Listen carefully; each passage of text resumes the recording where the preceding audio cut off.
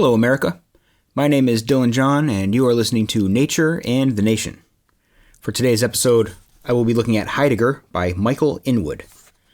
This was published in 1997, and it is an examination of the philosophy of Heidegger by Michael Inwood. It focuses on being in time. Talks a little bit in the end about some of his later work, but mostly it's about being in time. I've already covered being in time in an earlier episode, but that was quite a while ago. That was one of my early episodes, so that must be like 6 years ago now. Probably fair to come back for a refresher. If you've listened to that episode, some of this may be familiar, or of course if you've read Heidegger, some of this may be familiar. But it's nice to get another look here to see how someone else interprets it. Being in Time is a challenging book, dense and difficult. And in that episode, I actually didn't read anything from Being in Time. I just walked through a description of the basic premises. Here, of course, I'm going to be reading a little bit. This is not quite as dense as Being in Time. It makes Heidegger a little bit more accessible, which is nice. I've got a few more Heidegger books that I want to get to. I'd like to do a little bit more of an in-depth study of Heidegger. Of course, I said that way back when. I've only read 2 Heidegger books so far. There was Being in Time early on, and then a few years ago I did review The Beginning of Western Philosophy, and that was pretty good. And there he talked some about the pre-Socratics. I especially liked the part where he was talking about Anaximander, and that was a lecture series of his. And he's got a lot. They've published a lot of Heidegger's lecture series. Sometimes it's really just like lecture notes, not coherently put together and intended for publication as a book. You know, like some of his works, like Being in Time, of course, and a book on Kant and Introduction to Metaphysics, and some other stuff. The Question Concerning Technology. These are designed for publication. Like Introduction to Metaphysics was originally a lecture course, but he went in, he edited it, he revised it to make it presentable as a book. That was his intention. Some of these others have, after he passed away, people have gone in, and not always after he passed away. In some cases it was during his lifetime, but other people oftentimes went into his lecture notes, cleaned him up a little bit, had him look them over, give him the thumbs up, and then published them. And they weren't really as much intended to be published. So sometimes some of those lectures, they really have the feel of just being notes rather than being a book. And you're reading notes. It's a little bit harder that way, a little bit more frustrating to really grasp hold of what he's talking about in those parts. But this is nice because this is obviously just intended to be a book. It's intended for a introductory audience. It's intended for an audience that's not Heidegger scholars. And he just sort of walks through Being in Time, mostly Being in Time. He talks a little bit about the work of art.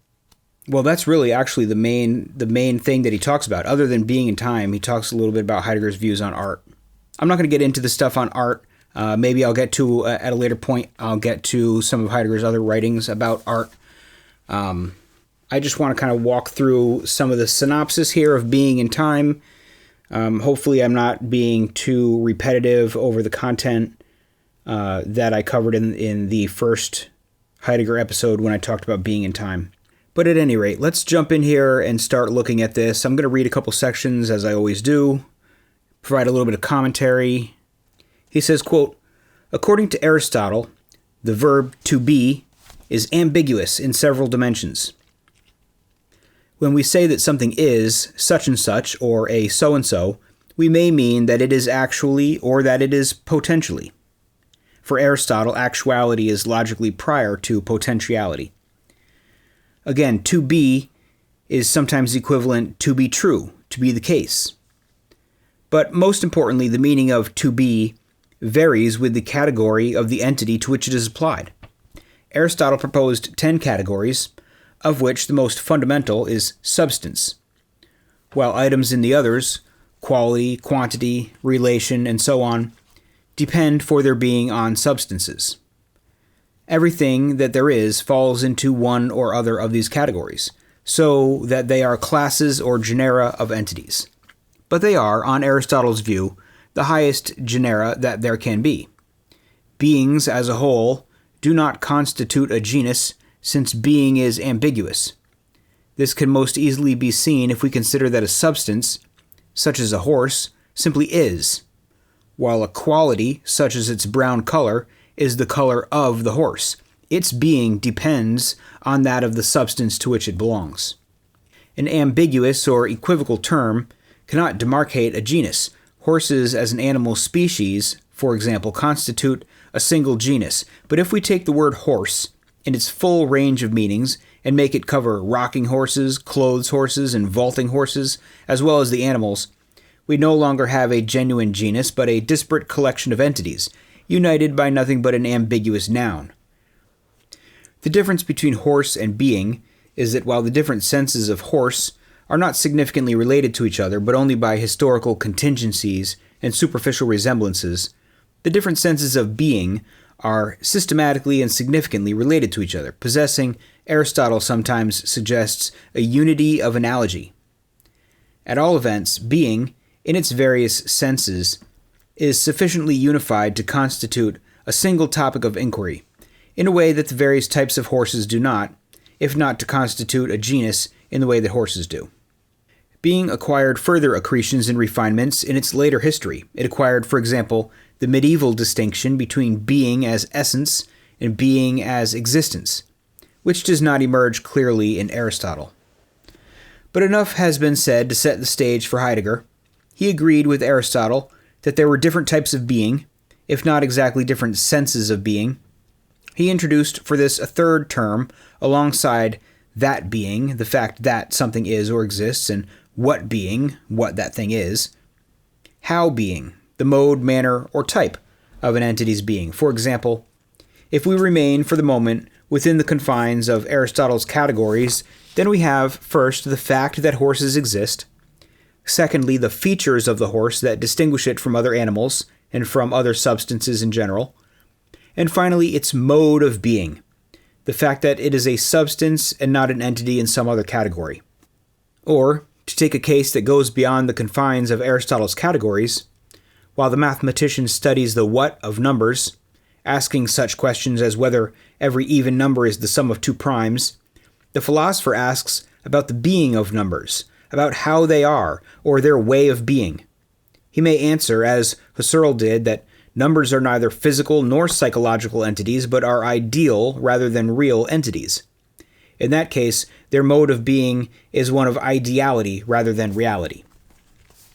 If Aristotle and his successors have done so much work on the question of being, what more can Heidegger do? Often he suggests that the philosopher should not accept doctrines that have hardened into dogmas, even if they happen to be true.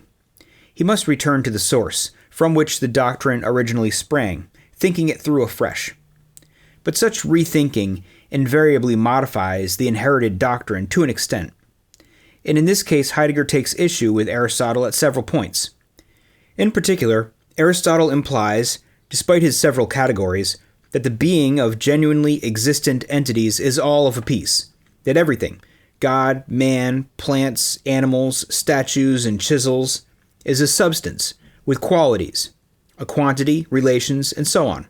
All entities are regarded as present at hand, as appropriate objects of disinterested description. Heidegger will argue in Being and Time that not all entities are of this type. A hammer, for example, is properly seen as an object of use, to be described, if at all, as too heavy or just right, rather than in terms of its physical dimensions and properties. Even philosophers who seem to distinguish between different types of entity reveal on closer inspection that they assimilate the being of these entities to a single pattern. Descartes, for example, distinguished sharply between the res cogitans, the thinking thing or substance, and the res extensa, the extended thing or substance.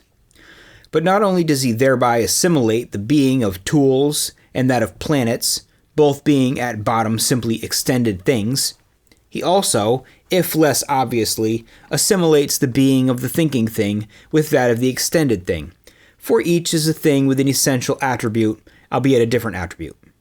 Might we not say that everything that is or exists in the same way, that to exist is to be a bearer of predicates, or the value of a variable, and that entities that apparently are in different ways simply bear different predicates?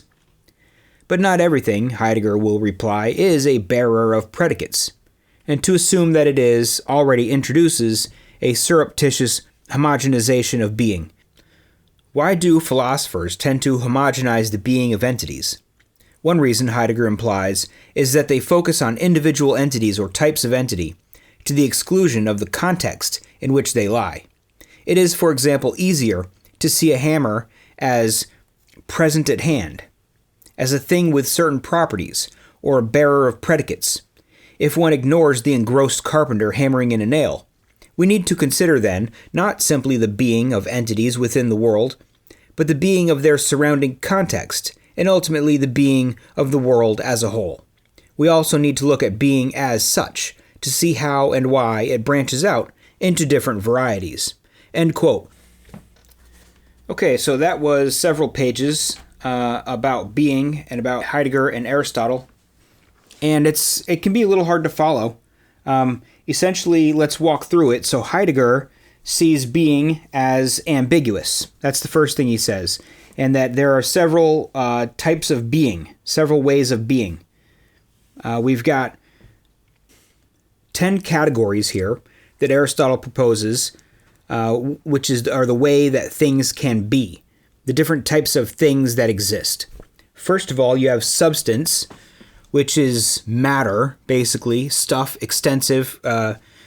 Descartes calls it extending things, res extensa, things that take up space in the world, things that have dimensions, right? It's a thing, it's an object, it's made out of matter, it's material, it's substance. Then you have qualities that substance can possess. So a horse exists as a thing which takes up space in the world. But just taking up space and being extensive and being a horse, as this horse exists or this horse does not exist, that's only one thing to say about it. But you could say the horse is brown, and the brownness of the horse doesn't take up space. You can't measure the brownness according to like dimensions. It doesn't take up any space, obviously. But the brownness of the horse still exists.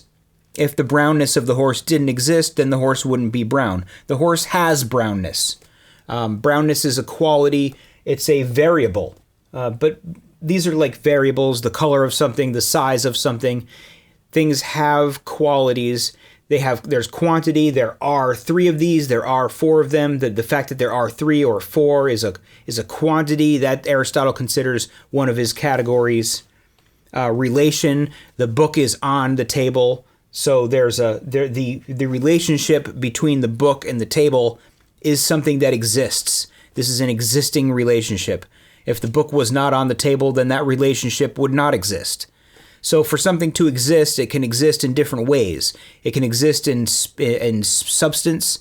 It can exist as a quality, a quantity, a relation. These are the categories that Aristotle proposes of the different ways that things can be. And he gets into a little bit of a discussion about the different types of horses and the fact that nothing really unites them, but the different types of being are in fact united. They have a unity of analogy. Something exists in one of these different categories, but the fact of its existence has a sort of similarity. It all is versus is not. So there's a sort of a connection between the different types of being. And he talks a little bit about the ways that being has been studied over the years, and that the existence versus essence that came about in the Middle Ages. I won't get into that. Talks a little bit about numbers. What do we study about numbers? A mathematician might study the way that numbers work, whereas a philosopher will study what numbers are, how is it that numbers exist, what type of thing is a number. A number is not a substance. A number is not a quality. Is a number a quantity? Well, a number can exist without being applied to any particular thing. So I might say I have 2 horses, but the number 2 exists even if I don't have 2 horses. So what type of thing is a number? We get Husserl's statement that numbers are not physical or psychological, but are ideal rather than real entities. So they have a different type of being. You wouldn't say that the number 2 is real in the sense that it's something that can be pinned down, measured, observed. It's an ideal. It's a concept that, and this is where I think it's pretty interesting. I tend to not be particularly open to the idea of ideal things that don't have existence in the material world and yet somehow have some other type of existence in some other manner, which is a very strange way to think about it, how something can exist but not exist in the world. All numbers exist. I could pull a number out of thin air of a remarkably high number, billions upon billions upon billions, and pick a specific number somewhere in that range, and that number is real. It exists. It's a thing. Even if I can't find anywhere anything, don't have the capacity to measure some billions upon billions of things down to this specific exact number. And that number existed before the capacity for those sorts of measurements existed. If there were no humans counting things, that number would still be a real thing.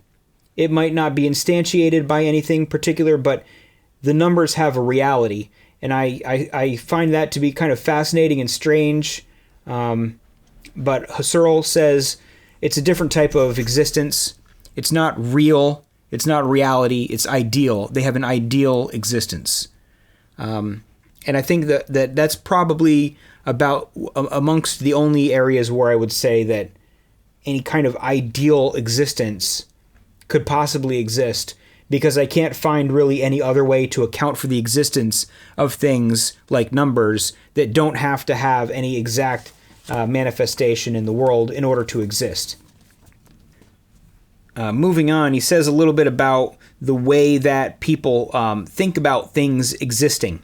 And he says, present at hand, all entities are regarded as present at hand, according to Aristotle. He uses the German word here, vorhanden. I try not to use foreign words in my episodes because I always pronounce them wrong. And I can't always remember what they mean. The next time I come back to it, I'm like, what does that mean? I come back to vorhanden and I'm like, what does vorhanden mean? So I try to stick to the English of it. It means present at hand. And that is opposed to another German word I don't know off the top of my head that means ready to hand, which is another concept in Heidegger. But vorhanden, present at hand, means basically observable, measurable, an observable, measurable thing. A hammer would be present at hand in the sense that it has a certain amount of space it takes up, like a cubic centimeters or what have you. It has a color, it has weight.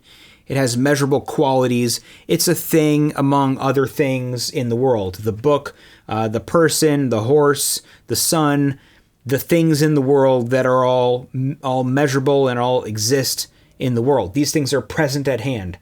Whereas things that are ready to hand is really what Heidegger says how we should think about hammers and how we do think about hammers.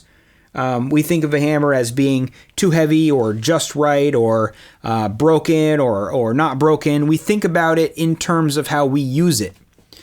And this is an area where I always kind of struggle with Heidegger a little bit because, frankly, a hammer is both. A hammer is completely measurable, but it's also can be measured according to whether or not it's the right hammer for the job, whether or not it's balanced correctly.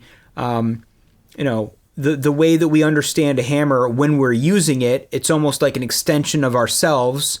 You're thinking as you're swinging the hammer, you're not really aiming your hand, you're aiming the hammerhead. You're almost taking the hammerhead on as a part of yourself and hitting the nail with the hammerhead, and you're not thinking about the hammer as a thing, but it kind of becomes an extension of your arm in a way. And you're sort of blind to the hammer as a thing on its own. You're only concerned with whether the hammer is working correctly. But anything really could be that way. A rock that you find on the ground is just a thing. A handful of dirt is just a thing. But anything that you decide that you want, if you have a nut, you want to crack the nut open and you grab a rock and you smash the nut with the rock to get to the inside of the nut so you can eat it, suddenly the rock becomes the right size, the wrong size, easy to hold in your hand, hard to hold in your hand. Suddenly the rock becomes ready to hand and takes on all the same qualities that a hammer takes on. The same applies to a blade of grass. If you want to hold the blade of grass between your thumbs and whistle through it so it makes that high-pitched noise, you guys know what I'm talking about. We used to do it when we were kids. You're going to look for the right piece of grass. Some pieces of grass will do it, some won't. Some are correct. Some are torn, some are untorn. They as soon as you start to do something with something, then suddenly it takes on the qualities of being ready to hand. Even air, you breathe in air. Did you get enough air in that breath? Or did you get not enough air? Was it good air? Was it bad air? Is it too smoky to breathe? Is it fresh air? Is it stale? Literally everything, as soon as you interact with it for any purpose whatsoever, takes on those qualities. And is that a separate or different way of being? I'm not sure, but I tend to think no, not really. If we were all gone, if there were no humans here, even the animals might find the things in the world that they interact with good or bad. The meat is spoiled or isn't spoiled. Their body part itches or doesn't itch. I mean, everything to any living entity that acts with purpose is going to superimpose value judgments on the things. But I'm not sure how that really can be said to be a different way of being, or really relevant to the study of being. It's the interpretation of things. It's the practical use of things by living creatures. I don't know, that part, it's interesting to me to think about, but I'm not sure how really applicable that is. But I will say this, that if you look at things and your primary concern with them is the measuring of them as things in the world that just exist, whether or not you're there. If you look at the hammer as cubic centimeters, weight, color, dimensions, if you look at a rock or a blade of grass as something to be measured, something that has its variables, its properties that adhere to it, and that's it on its own, absent of the context, absent of the use it could be put to, and you just look at that thing on its own as a measurable thing, and you focus on this because it's your career, you're a scientist or something, it's entirely possible that you begin to look at everything that way, and you begin to look at other people as substances that carry qualities. You look at a horse as a substance with particular qualities to it. A person is a substance with particular qualities. And you kind of can dehumanize the world in your view because you're neglecting the sense in which everything kind of relates to everything else. The context that everything is in, the relationships that exist of a world that all coheres together. And you isolate things and you separate them from their environments and you measure them. There's a certain mindset that goes along with that. And as a society that values the measurements of things and that utilizes the measurements of things, the view of the materialistic view of things as objects and extending on to people as objects can become the prevalent view.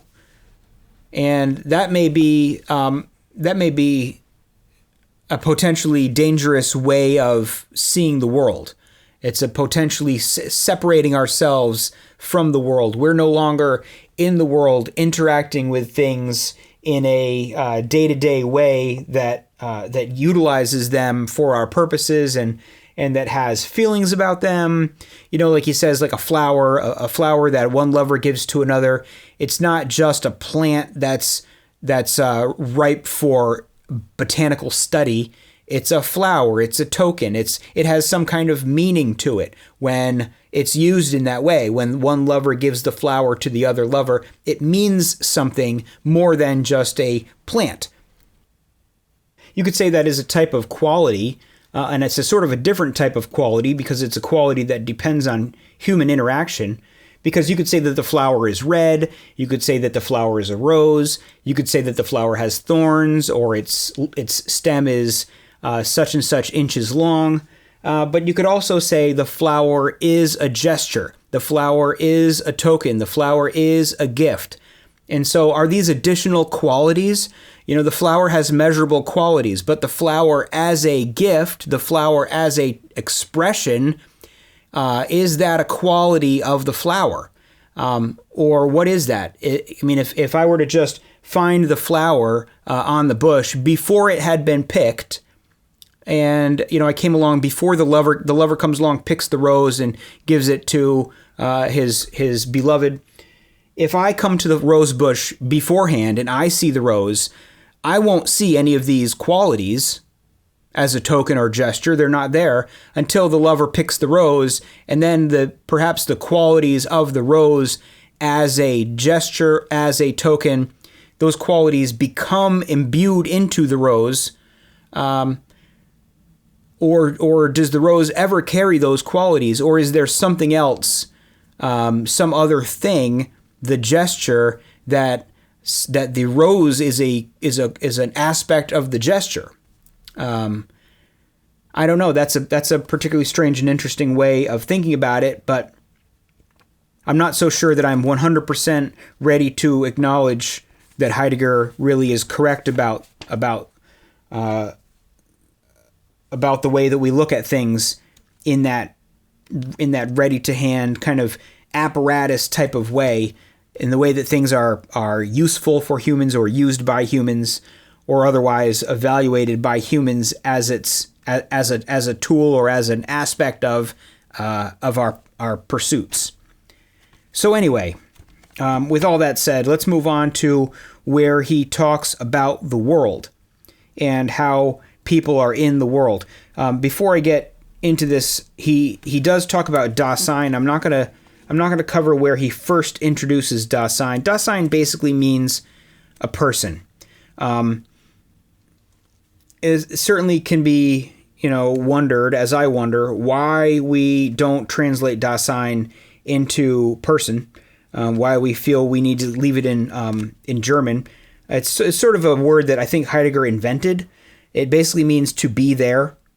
It is a sign means to be. Da means there. It's a thing that is there. I don't want to really get too much into why he uses that phrase. The author tries to explain it a little bit, but I'm not sure it's all that useful. We'll just accept Dasein as the word that we're going to use for a person, like a conscious person who is in an extensive world. So talking about the nature of the world in which Dasein exists, he says, quote, Heidegger begins by considering Dasein in its average everydayness. Not all of Dasein's capacities are exerted in its average everydayness. It does not make momentous decisions or, on the whole, contemplate its own death. Above all, it does not reflect conceptually on its own condition in the way philosophers do. To account for his own ability to do philosophy, even to the extent of reflecting on the everyday condition, Heidegger will have to go beyond average everydayness. But the philosopher is also a human being, and like the rest of humanity, spends much of his time in a state of everydayness. It would be a serious error to describe Dasein as if it were unremittingly engaged in philosophical inquiry. In any case, Dasein, in its average everydayness, shares many characteristics with Dasein in its more elevated modes. Dasein, whether in its average everydayness or otherwise, is in the world. Stones, trees, cows, and hammers are also in the world, and Dasein too is in the world in the way they are. But Dasein is also in the world in another sense, a sense in which other entities, even cows, are not. Dasein, unlike a stone, a tree, or a cow, is aware of and familiar with the world, aware of other things in the world and of itself, and it is so in virtue of its understanding of being. It is not a self-enclosed subject, aware only of its own mental states. If it were so, it would have a definite what, and would neither be nor need to be in the world. If Dasein had a determinate nature of its own, and were not, at least in part, what it makes of itself, it might not need a world to dwell in. But as things are, Dasein, to be at all, or at least to be in its own characteristic ways, needs a world, populated with entities for it to engage with. What is Dasein's world like? It is not, for the most part, a world of purely natural entities.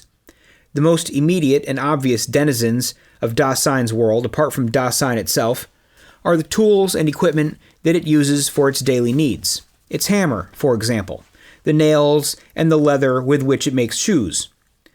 Tools and equipment have their place in a workshop, the immediate environing world of Dasein, but this world points beyond itself to a larger world, to the other Dasein who buys the shoes, and to those who supply the leather. This in turn points to nature, not the nature of the natural scientist, but the cows from which the leather comes and the fields in which they graze. Husserl later called this world, the world in which we naturally and normally live, the life world, but Heidegger simply called it the world, or wider world, beyond the immediate world around us, the world of the workplace. Philosophers have tended to neglect the world in this sense.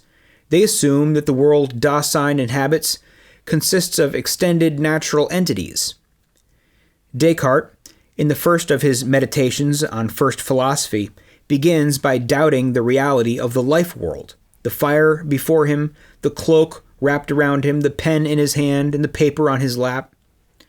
When later in the work he overcomes his doubt and restores his belief in the external world, it is the world of mathematical physics, of measurable extended things, that wins his assent, not the humble world around us of the fire, the cloak, the pen, and the paper.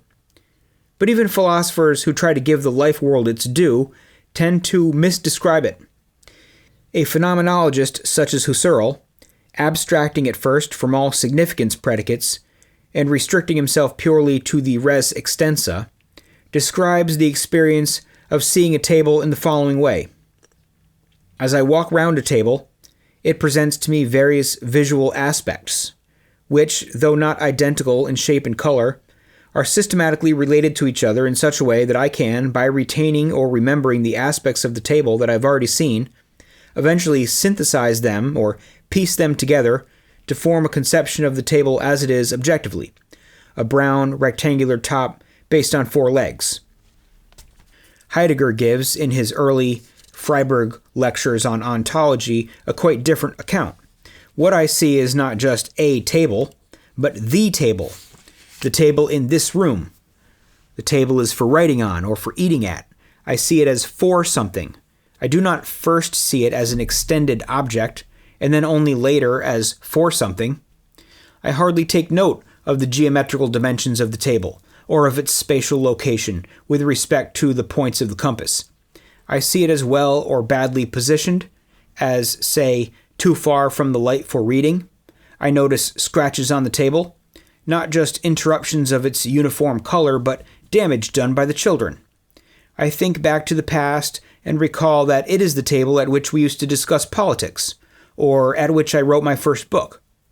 In this account, Heidegger is contemplating a world, or a segment of the world, not actively engaging with it like the craftsman at work. But the two situations exhibit important similarities. In this account, Heidegger is contemplating a world, or a segment of the world, not actively engaging with it like the craftsman at work. But the two situations exhibit important similarities. as well as differences. First, theoretical cognition is not primarily or even necessarily involved at all. The craftsman does not regard his hammer, and Heidegger does not view the table, as an entity with certain geometrical and physical properties. Both are seen primarily as objects of use, connected to human purposes. The hammer is something for hammering. The table is for eating or writing. Second, neither the hammer nor the table is seen in isolation from other entities in the setting. The hammer is for hammering in the nails that lie next to it, for working the leather into shoes, and so on. The table is too far from the window. It is where the people I hear outside usually eat. It is where I wrote that book on the shelf. Different entities in the room, or the workshop, refer to each other, and because they do so, they form a significant whole, a complete workshop or room, rather than just a random collection of entities. Objects refer to each other in these ways, and thus constitute a realm of significance, most obviously and easily if they are objects of use, ready to hand, as Heidegger puts it, in contrast to entities that are merely present at hand. Neither the workshop nor the room is a self-enclosed environment. The workshop and its contents refer beyond itself to customers, cows, and meadows. The room, too, refers to the carpenter who made the table, the tradesmen who supply food, the publishers who print books, and so on. In each case, the immediate world around us points to a larger world beyond, but a world that is still anchored in Dasein, its needs and purposes. Thirdly, space and time are involved in both situations, but with a different role from that assigned to them by Husserl. Husserl is interested primarily in geometrical shapes, the shapes both of the different perspectival aspects of the table that successively present themselves to us, and of the actual table that we piece together from these aspects. Time, for Husserl, is primarily our temporal awareness of our experiences of the table. When I first see a table, I experience not the table as a whole, but an aspect of it from a particular standpoint. If I have seen a table before, I expect or anticipate that my experiences as I walk round the table will be of a certain sort. I protain my subsequent experiences. As I continue to walk around it, these expectations or protensions are fulfilled by the actual experiences I have. But this would be of little benefit to me if I at once forgot the experiences I had already had, if I did not retain my past experiences, as well as have my present one, and protain those to come. Retention and protension enable me to be aware of the temporal flow of my experiences, and to view them as experiences of an objective table, whose actual shape does not correspond exactly to any single experience of it. For Heidegger, impressed though he was by Husserl's analysis, space and time play a different role. What we naturally notice about the table is not its precise shape and dimensions. For Heidegger, impressed though he was by Husserl's analysis, space and time play a different role. What we naturally notice about the table is not its precise shape and dimensions, but whether it is the right size and in the right place for our purposes. Is it big enough to seat the whole family for a meal? Objects have their proper positions in the room, so too in the workshop. Nails, leather, hammer are placed within easy reach on the workbench. Through the window, the craftsman can see the road that leads in one direction to the center of town, and in the other to the next village where his sister now lives. He does not know the exact distances to these places, but he knows that it is only a short walk to the town center, while the walk to the next village takes some time, and he is usually hungry by the time he gets there.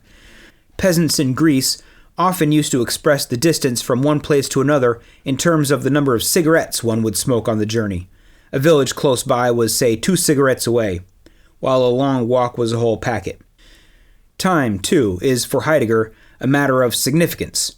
The table points ahead to the uses that will be made of it, and back to past events, the scratches made by the boys, the book he wrote at it, and so on. The craftsman, too, absorbed in his hammering, looks ahead, implicitly to the shoe he will have made, to the fresh supply of leather he needs to order, and back, perhaps, to his youth, when he was taught his skills by his father, from whom he inherited the workshop. End quote.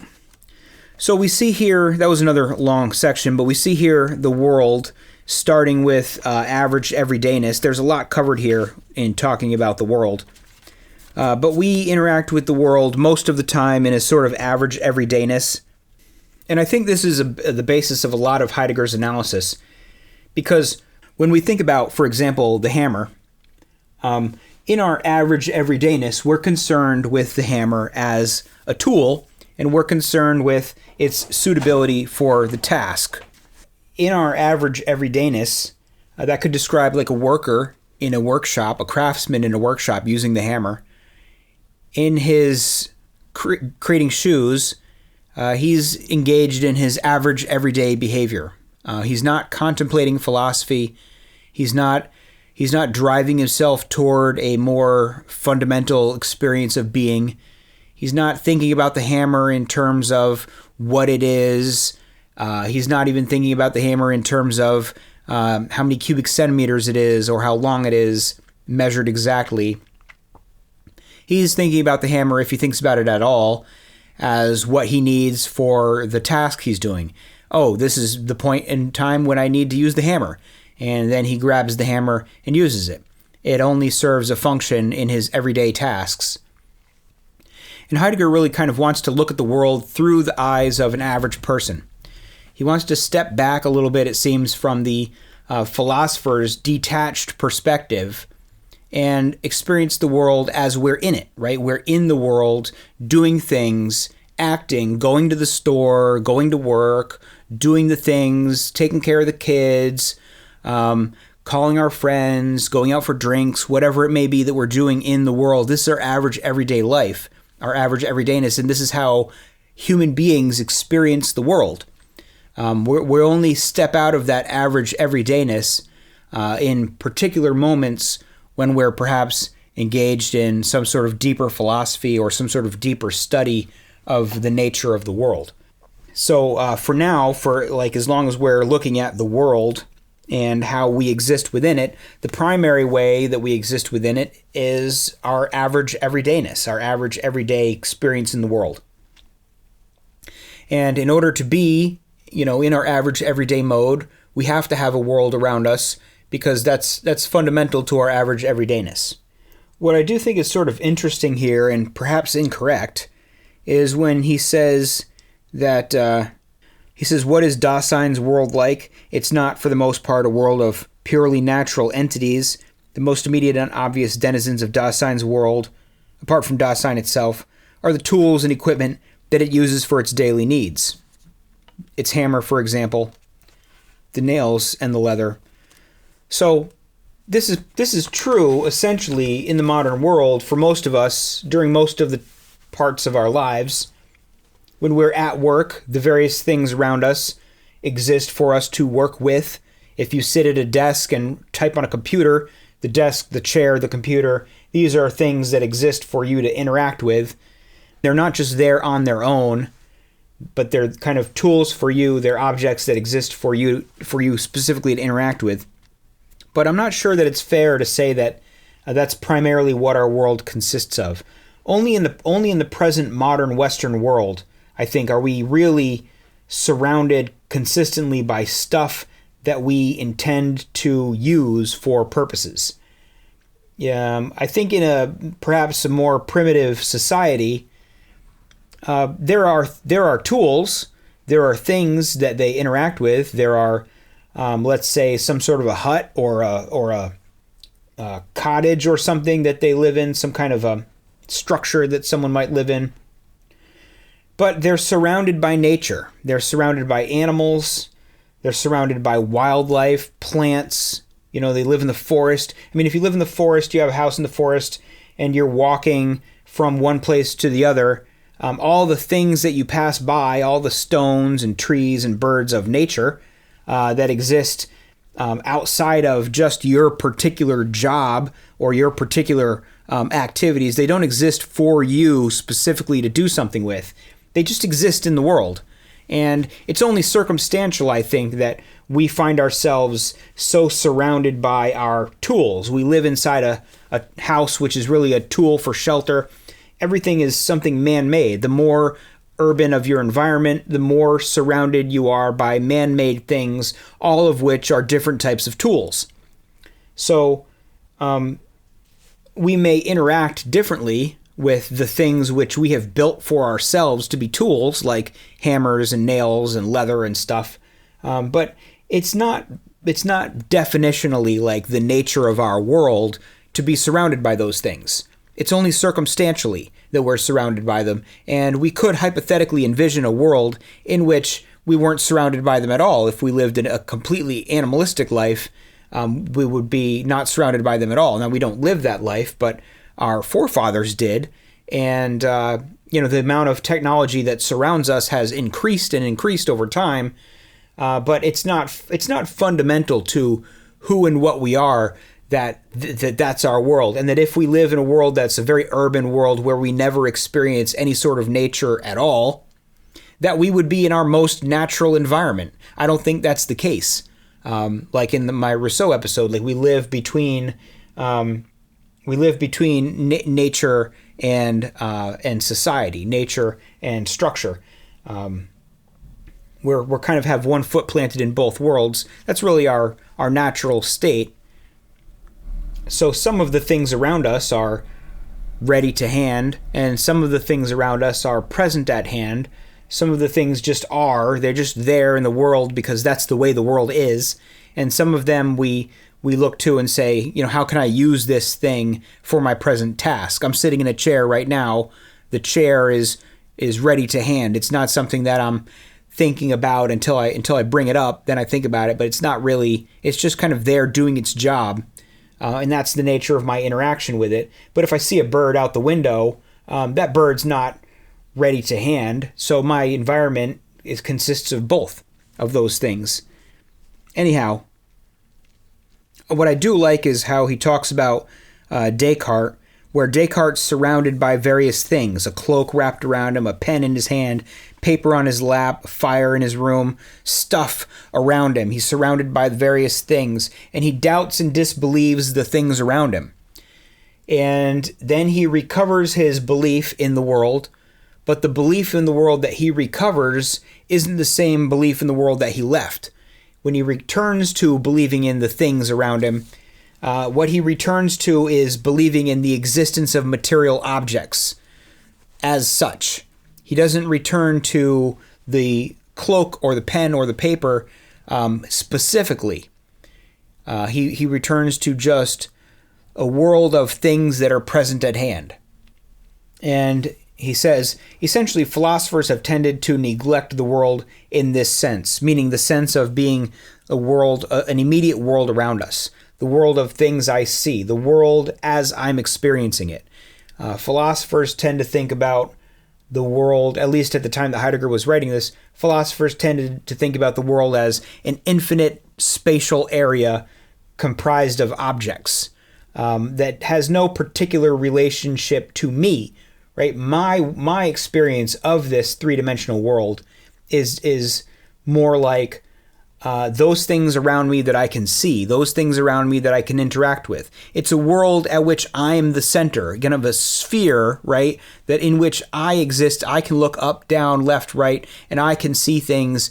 I see things as close to me or far away from me. The whole world is centered on me in my experience of it. So I don't experience the world necessarily as an infinitely large, extensive, three-dimensional space where no particular point within this infinite expanse is any different, better, worse, more significant, less significant than any other space. It's just an extensive span of equally significant points. Whereas my experience is like where I am is the center of the experience, and things that are millions of miles away are not a part of my world as I experience it. It's two different ways of experiencing the world. There's the world around us, and then there's just the extensive world.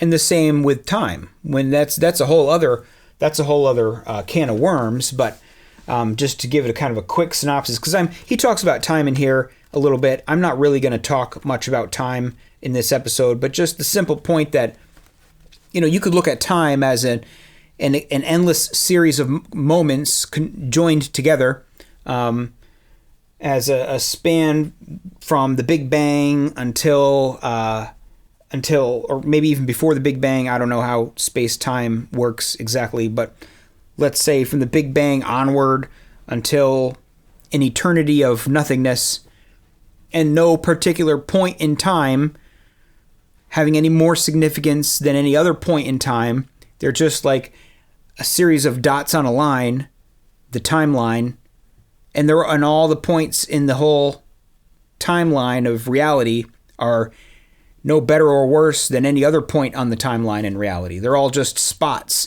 The clock goes around and around, the hour hand goes around, the minute hand goes around, and no position of the hour and minute hand has any particular significance, other than what we've, designated. Oh, this is 12 o'clock, this is when the cycle starts over. That's arbitrary based on the Earth and the sun. There's no real point on this timeline that has any particular significance more or less than any other. But in my experience, right, I'm here now, and the present moment has a particular quality to it. It has a particular existence that the moments of the past and the moments of the future don't have. The now of the past doesn't really exist now. It's a memory. And the now of the future, what will become the now, at this moment, that future now doesn't exist. The present now, the present moment has a particular reality to it, a particular vibrancy, has a particular existence that other moments in time don't have. So oddly, I see the present as the center of time, just like in my world, I see myself as the center of the world as I experience it. So kind of two ways of experiencing the world, and the philosophers and the scientists particularly, have just focused on the infinite expanse of space filled with objects and the infinite expanse of time, whereas people in their everydayness are living in the now and they're living in the here. And like he talks about the table, and he talks about someone like Husserl will look at the table and they'll receive sensations, and they can, knowing something about what tables are, they can predict that when they move, their view of the table will change slightly. Maybe you can only see 3 of the legs of the table. Maybe you think, if I move my head a little bit this way, I'll see the other leg. Or if I get up and walk around the table, I'll see the other legs of the table. We predict. He uses the word protain to kind of compare against retain. But we can predict what we'll see when we go around the table. We'll see the other leg. We can kind of predict what sorts of sensations we'll receive. And we combine all these various sensations, what we saw a moment ago, what we expect to see a moment from now, and we combine them all together to form a concept of the table. And Heidegger says, well, yes, but we also don't just see it as a table. We don't just look at it and analyze it as a table. We see it as a particular table. It's this table. And it's the table in my house. It's the table in my kitchen. It's the table in the office.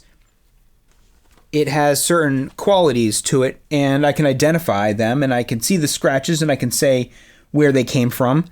And this is sort of situating the table within my world. And in that sense, the world is colored by my experiences. I experience the table in one way. Somebody else might see the table and they might experience it differently because they don't have the sort of memories of the table that I do. And they might experience it more as just some table, but they'll never experience it as just a table. It's the table at Dylan's house. It's the table, it has something more to it that situates it within the world. If you think back to what I said about Aristotle and his various categories of being, one of those categories was relations. So I might say this is my table, and I'm not so sure that Heidegger has really introduced all that much new here when we remember that Aristotle recognizes the relations that the table has. This is the scratch on the table caused by my boys when they were roughhousing one day and scratched the table. There's a quality in the table in that it has this scratch on it. There's a relationship of the scratch to the boys. It was caused by them. There's a relationship of the table to the boys. It was scratched by them. So those relationships already existed in Aristotle's understanding of things. And I also wonder how much what Heidegger says, well, we don't first see it as a table just with dimensions. We don't first just see it as a geometric shape. We instinctively and immediately see it as a table for a purpose. But I wonder how much of that sort of seeing the table as a geometric shape happens so fast in our brains, and it's sort of beneath our conscious awareness, that some part of our brain does, in fact, recognize it as a table based on its geometric proportions prior to our recognition of it as a table for something. It can't be a table for something until it's first a table. And it can't be a table until it has its geometric qualities recognized. It has its shape recognized and is compared to other shapes that we have stored in our brains and say, this shape matches up with this concept I have retained, and I know, therefore, that it's a table. And that happens so fast at a subconscious level. And then after that happens, still probably at a only marginally conscious level, do we begin to associate it with, oh, that's the table that nobody's sitting at. I enter the cafe, there's a table that nobody's sitting at, I'll go sit at that one. But that happens very quickly, but it happens after we recognize it as a table. So I'm a little skeptical of how primary Heidegger makes that the usefulness of the table, the practical impact of the table, how primary he makes that. Anyway, let's move forward to a little bit more about being in the world. So we've looked a little bit about being, we've looked a little bit about the world, and being in the world come together here, where he says, quote, Dasein and the world are not two distinct entities that can vary independently of each other. They are complementary. If we regard either in a certain way, this will commit us to regarding the other in a certain way, or it will at least exclude certain ways of viewing it. If we regard the world in Descartes' way as a collection of extended things, then it is natural to view the self as a thinking thing. And conversely, if we view the self as a thinking thing, it is natural to view the world it inhabits as consisting of present-at-hand extended things. If we reject this account and view the world as a web of significance, then we are committed to a different view of Dasein. Dasein's approach to the things around it is a practical one, of circumspect concern rather than disinterested contemplation. Heidegger does not deny that there are derelict craftsmen who neglect their affairs, or that a usually industrious craftsman may have a headache today and feel that he cannot be bothered. Even what we normally regard as a lack of concern is a sort of concern. Dasein never lacks concern in the way that a stone, a tree, or a cow does, but Dasein's attitude is not only practical. The customary distinction between the practical and the theoretical, action and knowledge, is a construct that lies above the level of everyday Dasein. Dasein also knows things. It knows what a hammer is for. It knows how to use it. It knows where the leather is kept. It knows its way around the workshop. It cannot, of course, say how it knows all this or put its knowledge into words. Some things are easier done than said. But it knows as well as does things. If it did not, there could not be a world in Heidegger's sense. Tools that nobody knows how to use, or ever knew how to use, cannot constitute a web of interreferential significance. They would lie indifferently, alongside each other like rocks in an uninhabited desert.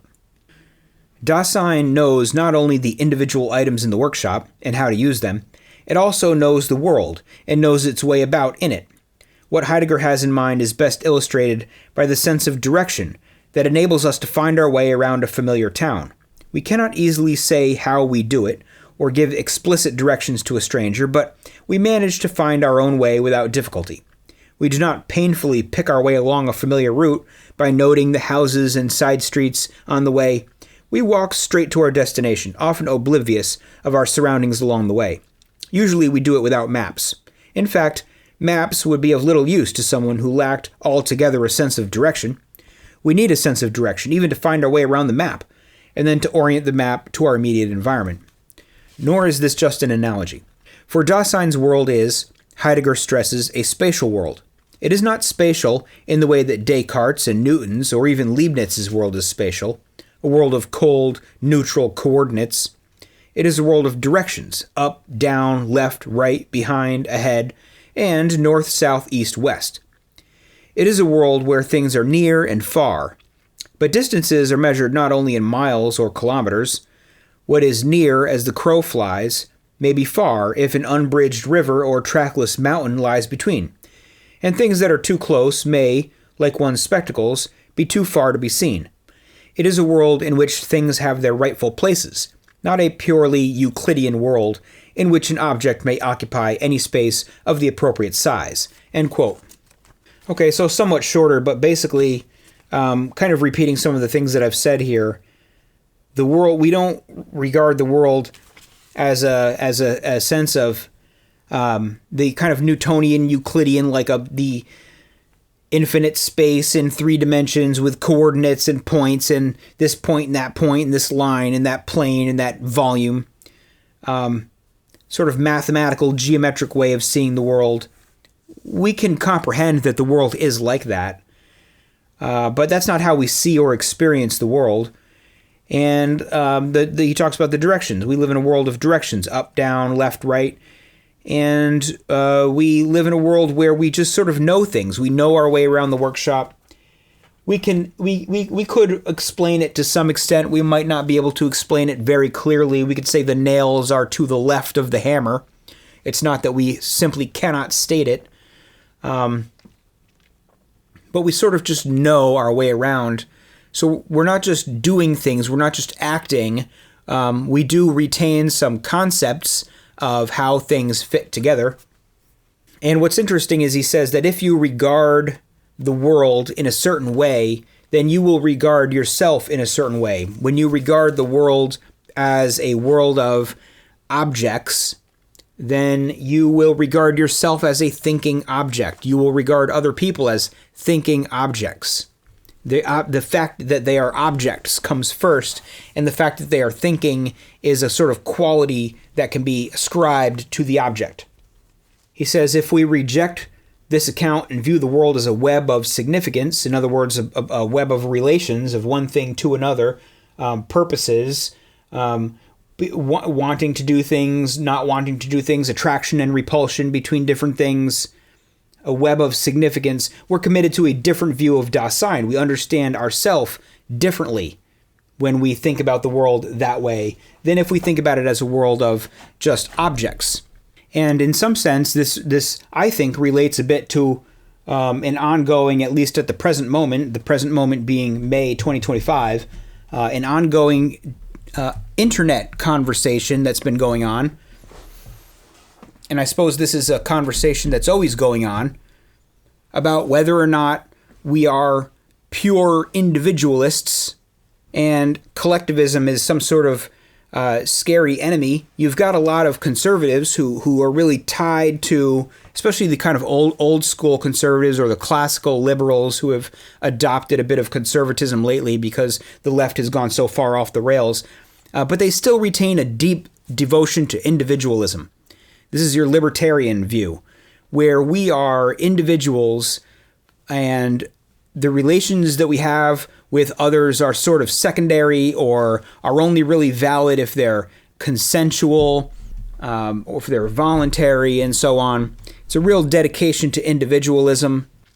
And some other factions saying actually the relationships that we have with one another, that we're born into a world of relationships. We're born to parents. We don't choose our parents. We don't consent to our parents. We have duties to our parents that we didn't take on.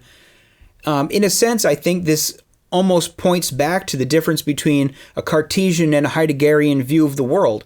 There's something primary in the Heideggerian view. There's something fundamental, let's say, about the relationships of things to other things. There's something relational about how we interact with the world.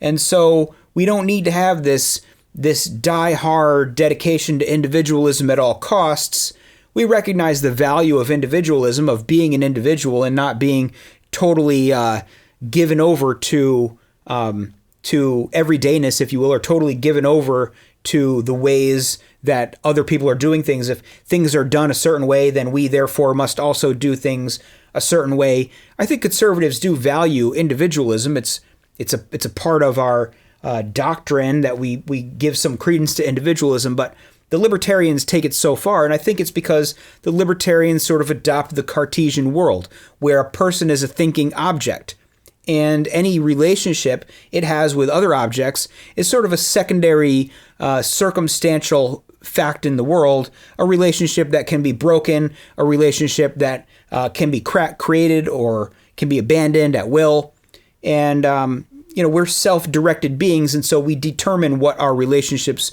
with other beings and with other objects are. And the more Heideggerian or traditionalist will say, yeah, that's just not how the world works. It's Mother's Day, and you're not a communist if you wish your mother Happy Mother's Day.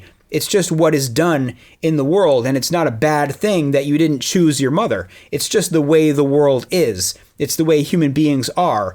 And rather than try to force human beings into this kind of sterile Cartesian view of seeing us just as thinking objects, as atomized individuals, beings, an entity on its own, we should just accept the web of relationships, the web of significance, as he calls it, of a Dasein who is in the world, a being in the world, who's just invariably bound up with the other things in the world. The world is not there just coincidentally, where the primacy is of the being itself, of me, the person, being primary, who just happens to be in this world. But if I wanted to pack up and move to China, I would find myself in a different world.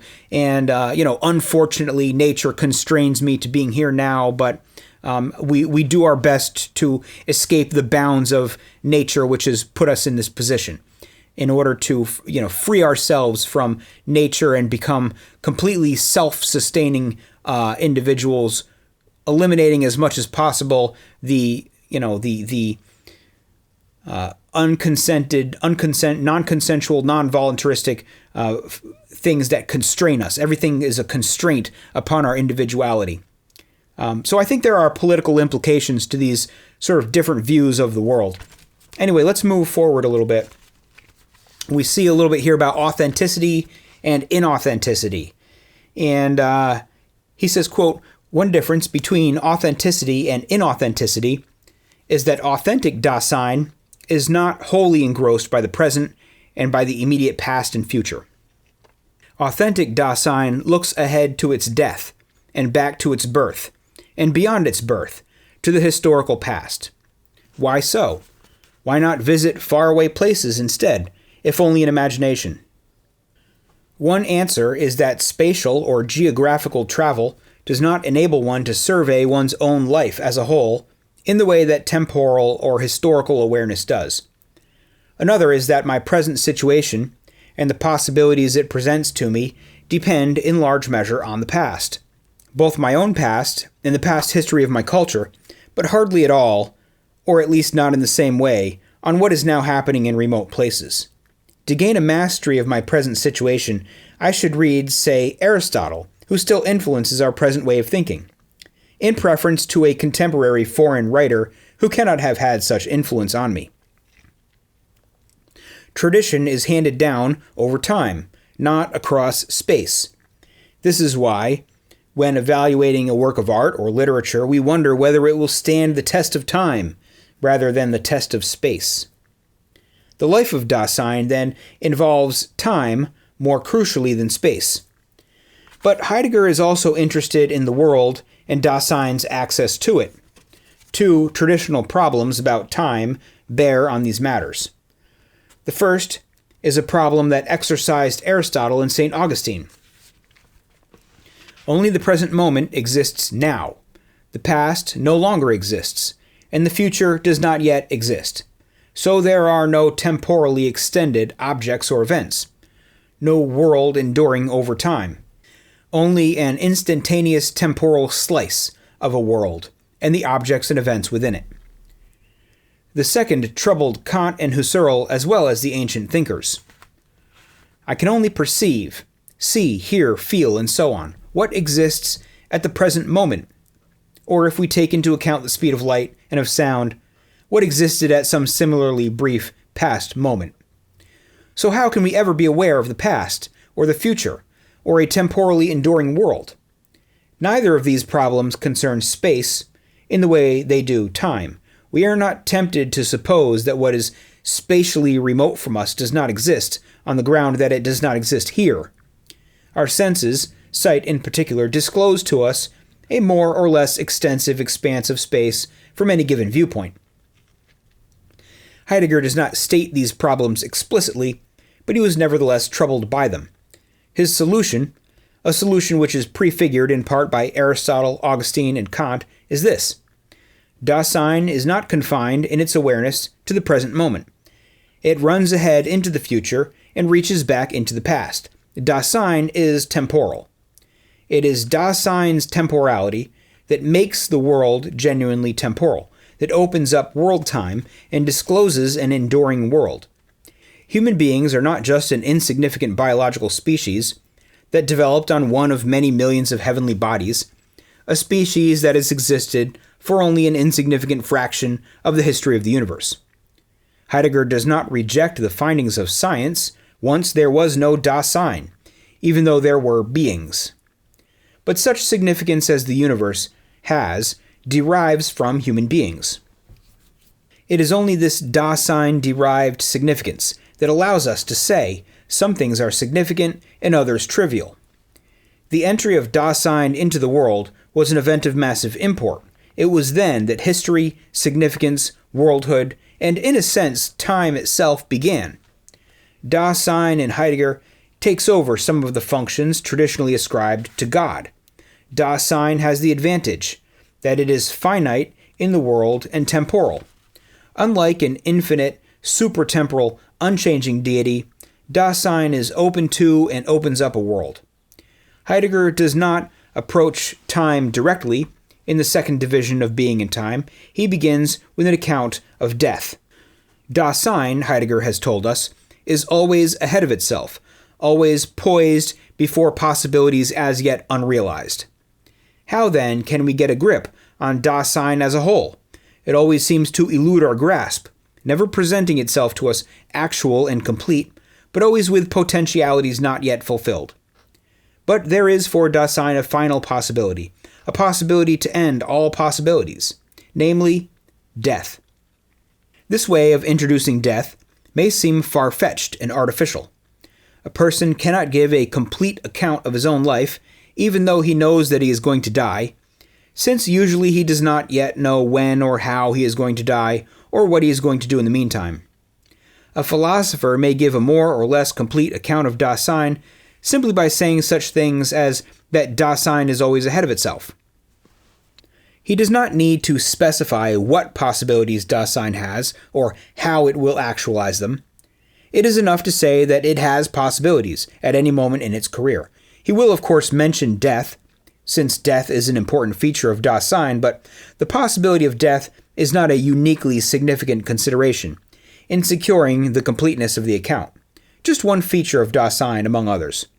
Oh, by the way, he might say, I mustn't forget to add that this can't go on forever. Dasein dies one day. Heidegger has, however, substantial reasons for bringing in death. First, death is not simply or even primarily something that happens at the end of one's life. Dasein's awareness that it will die, that it may die at any moment, means that dying, its attitude to or being towards its own death, pervades and shapes its whole life. A life without the prospect of death would be a life of perpetual postponement. Why bother to write a book now if I have an eternity of life and of undiminished physical and mental vigor before me? The reason why Dasein, whether it be a philosopher or an autobiographer, cannot give a complete account of itself without death is that death haunts every moment of Dasein's life. A second reason for introducing death is that death separates, especially sharply, the sheep from the goats, the authentic from the inauthentic. The inauthentic, lost in the anonymity of the they, agree that one dies. This is something they chatter about and chatter ambiguously, referring to suicide, for example, as doing something silly. But they obscure the ever-present possibility and even the imminence of my own death. They treat dying as a remote possibility, as something that happens to others, but not to myself, as long, that is, as I do not smoke tobacco, go to war, or do something silly. The authentic person, by contrast, has a constant awareness of the possibility of his own death. He is anxious, though not fearful, in the face of it. He sees his situation and the possibilities it presents to him, and makes a decision among them, in the light of this awareness. Awareness of one's own death snatches away from the clutches of the they, since Dasein must die on its own. Dying is not a joint or communal enterprise. Death lays claim to it as an individual Dasein, individualizes Dasein down to itself. This confers on Dasein a peculiar sort of freedom towards death. A third reason for introducing death is that it paves the way for Heidegger's account of time. Inauthentic and everyday Dasein are, of course, ahead of themselves. They too have possibilities to take up, but they do not anticipate or run ahead into the possibility of death in the way that authentic Dasein does. But Dasein runs ahead only to its death, not beyond. Death will put an end to its possibilities. This means that original time is finite and ends with my death. Time may go on forever, but my time is running out. Does this imply that I cannot reasonably ensure my life so as to provide for my loved ones after my death, or arrange for the posthumous publication of my works? Surely not. It does mean that whatever arrangements I make for post-mortem effects must be made ante-mortem. End quote. All right, so here we have some stuff on a couple things. Starts with authenticity, but really he gets into talking about death. But to start with, he says that the one difference between authenticity and inauthenticity is that authentic Dasein is not wholly engrossed by the present and by its immediate past and future. So in some sense, this is almost the opposite of the whole be here now. The idea that to be fully awake and aware is to live in the present moment, to stop thinking about the past and stop thinking about the future and just focus on what is happening now. There's a presumed a sort of awareness, awakeness when you're in the moment, when you're thinking about what's happening now, you're experiencing what's happening now and acting in the now. And I think there's truth to that. There's a sense in which we can get preoccupied with the past, and there's certainly a sense in which we can get preoccupied with the future and not stop to smell the roses and not be aware of the present moment. And there's maybe a sort of inauthenticity in getting too wrapped up in the past and the future. But I also think that Heidegger does have a point when he says that everyday Dasein gets wrapped up in the present and the near past and the near future. What did you have for breakfast? What are you going to have for breakfast tomorrow? What are you doing right now? And that's it. An authentic Dasein expands his horizons and thinks forward about his own death, takes his own death into account in all the things he does. And he mentions the they, and he brings up the they a little bit earlier in a section that I didn't read from. I talked about the they in the last Heidegger episode, or not the last one, but the one when I talked about being in time. Essentially, the they is everybody else, everybody other than you, and everybody other than you in their inauthenticity. So everybody being every day, living in an everyday life in a sort of inauthentic way, creates a consensus of how one behaves, what one should do, what one shouldn't do, the sort of social norms. And inauthentic Dasein is completely wrapped up in the they and what the opinions of the they are. So that inauthentic Dasein never breaks the rules, never goes outside the proscribed behaviors. And an authentic Dasein can step away from the they and sort of has to step away from the they in order to authentically recognize what their particular possibilities are, what their particular course of action ought to be. And you have to step away from the they when you contemplate your own death, because you're not going to die with the they. You're going to die on your own.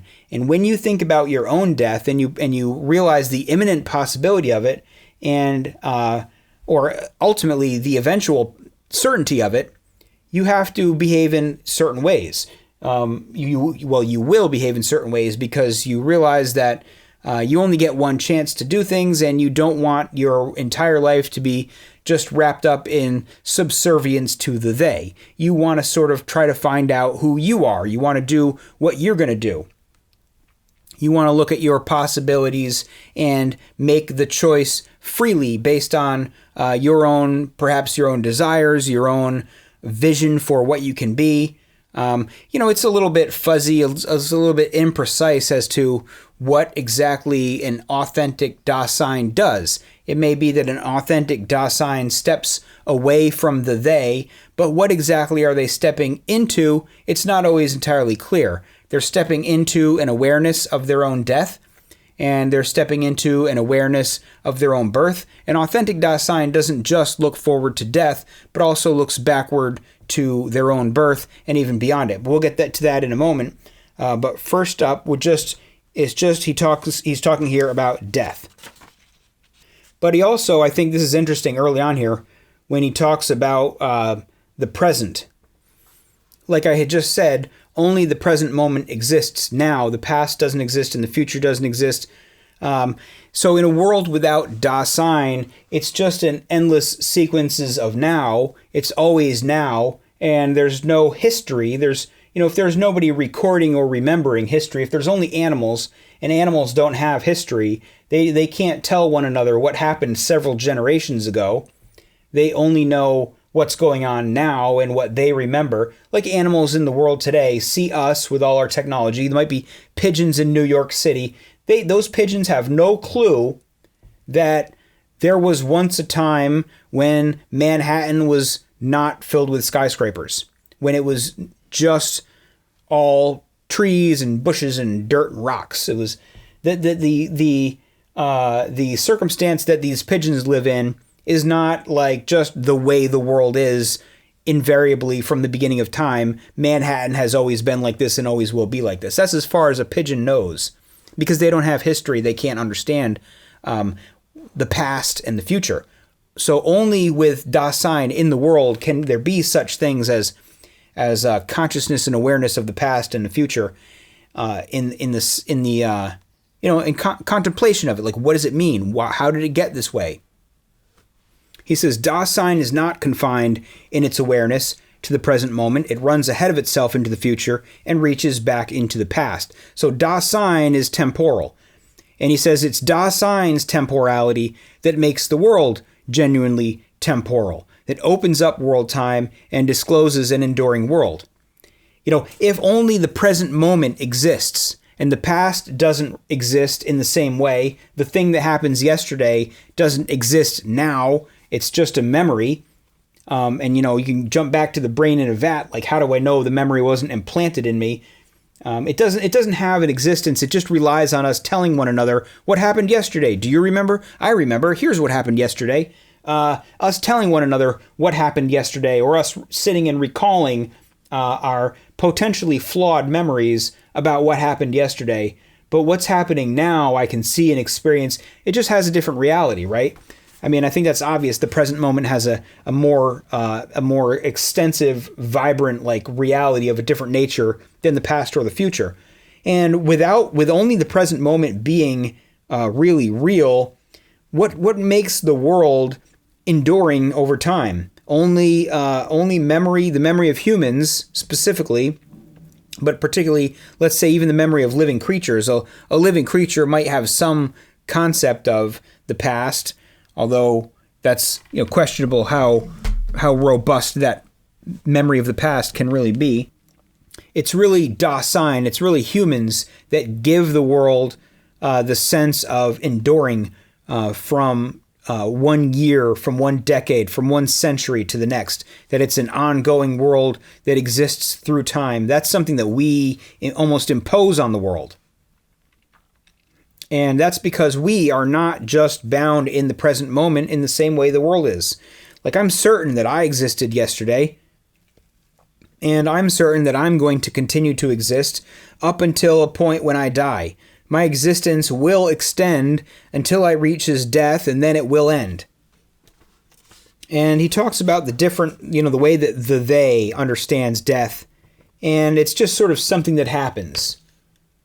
But it's going to happen at some distant point in the future. Most of the time we go about our lives behaving this way. Like, we know we're going to die. I know I'm going to die, but I'm not thinking about it all the time, and I don't expect that I'm going to die today. I don't live my life as if I'm going to die today. I don't live my life as if I'm going to die tomorrow. I expect that death is somewhere down the road. I'll deal with it when I get there. For now, I'm more concerned with living my life. But in authenticity, must recognize that we do all the things we do because we know we're going to die. I don't have forever to write this book. I have to write the book today. I can't delay it indefinitely because my life is not infinitely long. The fact that we're going to die is really what prompts us to do anything at all other than follow our instinctive drive to acquire food and water. To do anything, to build anything means that we understand that we're going to die and we can't put it off forever. And so we have the motivation to do it now.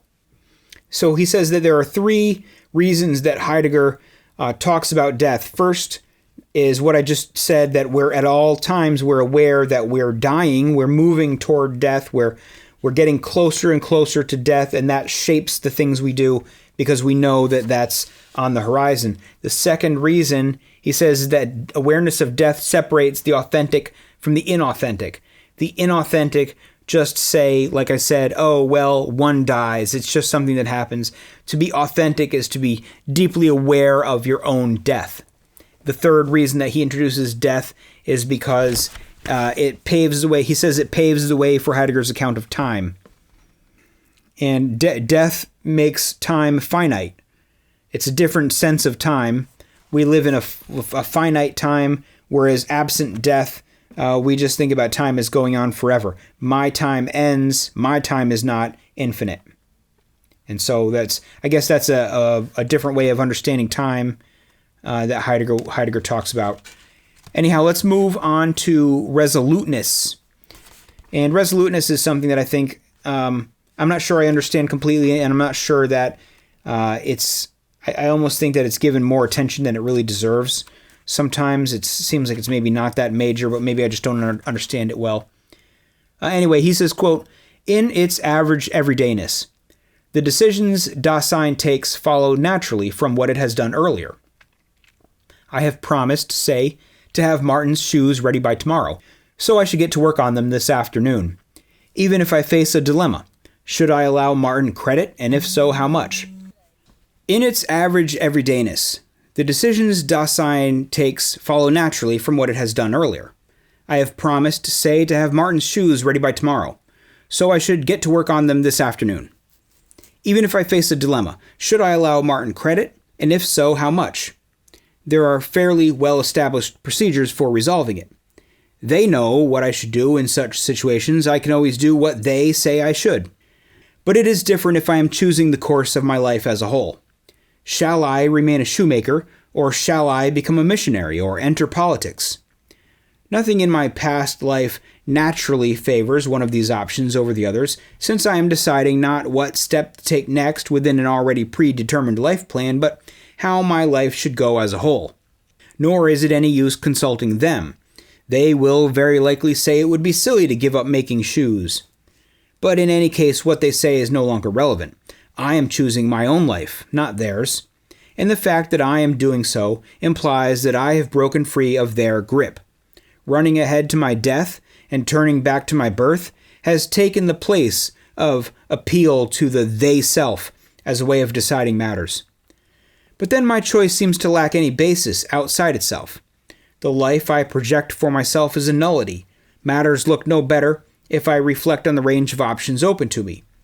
There is no longer a menu presented to me by them, it is true, but it is restricted by a situation that I did not myself choose. I cannot, for example, become a knight in armor or an astronaut. In contrast to the everyday view of things, the life choice to which conscience calls me seems thoroughly contingent.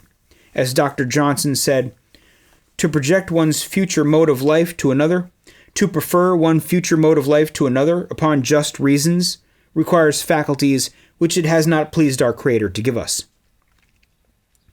What then does authentic Dasein do? It becomes resolute. Entschlossen, a word which is related to erschlossen, disclosed, and itself means literally dis or unclosed. Thus, resoluteness is a distinctive mode of Dasein's disclosedness. Resoluteness discloses Dasein itself in a new way. Dasein surveys its life as a whole, from its birth to its death. It discloses the world and things in it, including other people, in a new way. It thus discloses a range of possibilities that are not visible to everyday Dasein, lost in the they. Heidegger's account of resoluteness is colored by his study of the conversions of St. Paul, St. Augustine, and Martin Luther. Paul is in the same world after seeing the light on the road to Damascus as he was before, but everything looks different. Resoluteness confers on Dasein's decision a fateful necessity, despite the nullity of its projection. Luther says not, perhaps this is what I should do, but here I stand, I can do no otherwise. In resoluteness, Dasein pulls itself together, as well as opens itself up. Later, in Being in Time, Heidegger uses the term Augenblick, literally eye glance, but the ordinary German for instant or moment, for the moment of vision in which resolute Dasein assesses the possibilities implicit in its situation and makes a decisive choice. What choice should resolute Dasein make? Can its choice be right or wrong? Are there any criteria for telling whether it is right or wrong? Conscience, in the traditional sense, is often held to be open to error. Can resoluteness err? Heidegger gives no indication that it can, or that there is any way in which a choice might be assessed, apart from the resoluteness in which it is made. After all, authentic Dasein cannot simply follow what they say about right and wrong, nor can it appeal to any established moral code. Any code or criterion that might be suggested to it is itself something that has to be chosen or rejected. Karl Lowith records a joke devised by one of Heidegger's students. I am resolved only towards what I don't know. This is unfair. A resolute person knows very well what he has to do, even if it is only that he, like Paul, must wait for God's command. But there is no single thing that every resolute person has to do, nor are there any rules by which we, or a given person, can decide what he has to do. Heidegger himself was resolute in the pursuit of philosophy, but this is not something that he could recommend to everyone, or even to those who are equipped for it. Heidegger always declined to write a work on ethics. A concrete moral code, he implies, does not depend on our possession of an ethic as an absolutely binding science. We all know, without the help of philosophy or ethics, that we should, in normal circumstances, pay our debts and keep our promises. But when it comes to momentous choices about the conduct of our lives, a concrete moral code is of little help. Either it gives no unequivocal answer to our problem, or it is itself open to question. But an ethic as an absolutely binding science would be no use either. It, too, leaves the matter undecided or is open to question. Heidegger's attitude to fundamental choices is similar to his view of truth. There is no truth in the sense of correspondence to the facts, nor are there, in the most fundamental cases, any criteria for telling whether a view is true or not. The best one can do is to be primordial, to go back as far as they can toward the source, disregarding the current wisdom of the they. So it is with choice. There are no objectively correct answers to life's basic problems, nor any decision procedure for discerning them. The best one can do is to be resolute, to withdraw from the crowd, and to make one's decision in view of one's life as a whole. One's choices, like one's assertions, are always made in a specific situation. What looks good to me in this situation may not look so good to others, now or later, or even to myself in a later situation, but there is no remedy for that. The only guarantee that what I do now, writing this book, for example, will meet with my approval 20 years hence, is to postpone it for 20 years. End quote. So I guess here with regards to resoluteness, what we're looking at is the notion that if you step out of the recommendations of the they, in other words, really the recommendations of everyone else who can't really be completely trusted, because how resolute, how authentic are they? Is everyone just a bunch of lemmings giving you the same opinion because that's the opinion they got from everyone else? At the end of the day, you live and die on your own, and you have only your life, and you have only the one life to live. And at some point, you have to make a decision about what you want your life to be like, what you want to, your values to be, what you want to be important to you.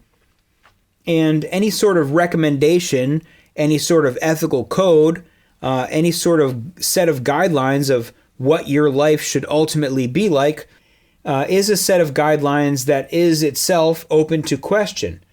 It's open to rejection. You have to decide whether or not you're going to accept the parameters of your decision. And what are the parameters of that decision? What are the parameters that determine whether or not you accept or reject some ethical code? Ultimately, you have to decide on whether you accept the parameters. And so there's sort of a wide openness here where nothing can truly tell you what you should do. You just have to sort of pick on what you want to do, what you feel is right for yourself. And that's where resoluteness comes in, because you ultimately don't have any objective measure to say what you should or shouldn't do. You only have your own feelings, your own conscience, your own instincts, and that's what you're going to make the decision on. The more you just look inward and ask yourself what you really desire, the more authentic you are.